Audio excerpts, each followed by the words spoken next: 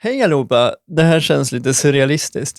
Men jag ska faktiskt få göra min sista fotoperation. Den är väldigt, väldigt snart. För er som inte vet vad jag pratar om så kommer här en lite snabb recap. Annars så kan ni gå tillbaka i mina föregående operationsvideos. Där jag pratar lite mer om vad det är jag har gjort, varför jag har gjort det och så vidare. Men det kommer en snabb liten recap här, och det är att jag har haft inåtroterande fötter som de sen med hjälp av de här operationerna har roterat ut så att de är raka.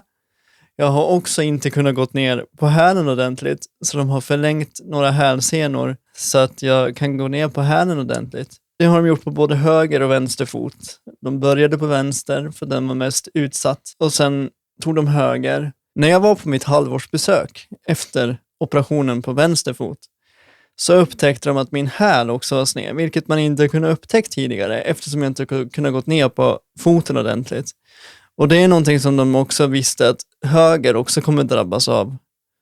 Men det kunde de fixa på en gång då, eftersom de inte hade gjort högerfoten än. Så då gjorde de allt de gjorde på vänster, plus de här tilläggsgrejerna.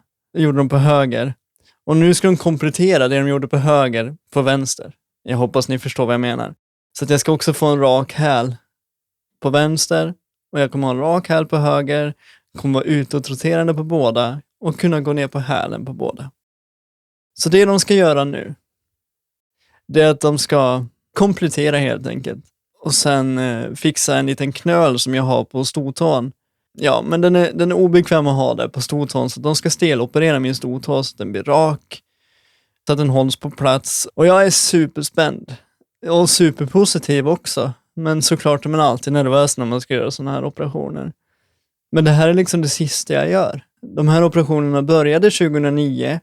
Sen var det en 2011. En 2012. Och så nu 2023, 2024. Och så nu den sista 2025. Och alla de här operationerna har egentligen varit för ett enda syfte. Att ge mig de bästa förutsättningarna för att kunna gå ordentligt. Och förhoppningsvis kunna gå utan stöd en vacker dag.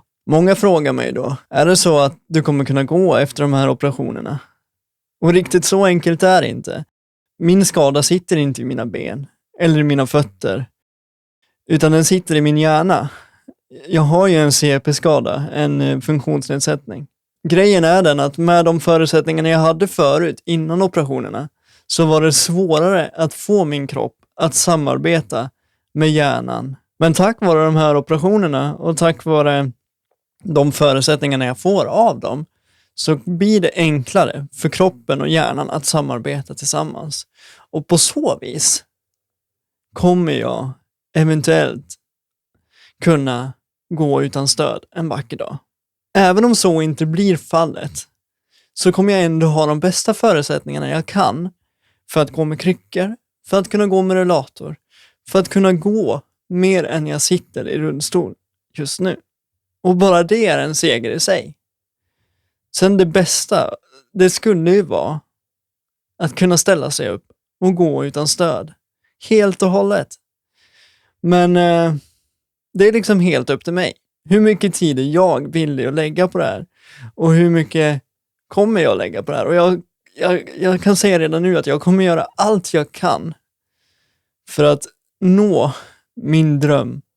Att kunna ställa mig upp och gå utan stöd helt och hållet.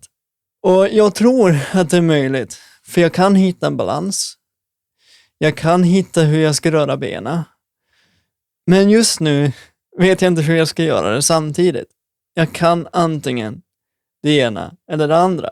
Jag kan gå med benen om jag har stöd. Och jag kan stå utan stöd om jag bara står still. Sen hur jag får det att samarbeta, det har jag ingen aning om. Men det kommer jag att lära mig.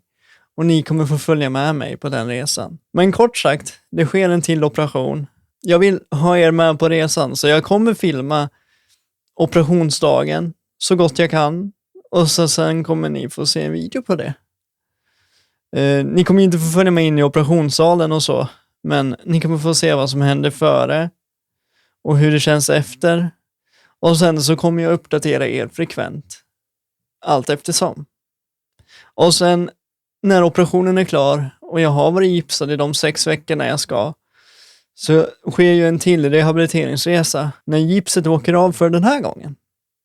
Då är det bara att lägga i alla växlar jag har och göra det bästa jag kan av det jag har fått. Så jag kommer kämpa på och jag vill ha er med. Och jag är jättetacksam för er som vill vara med.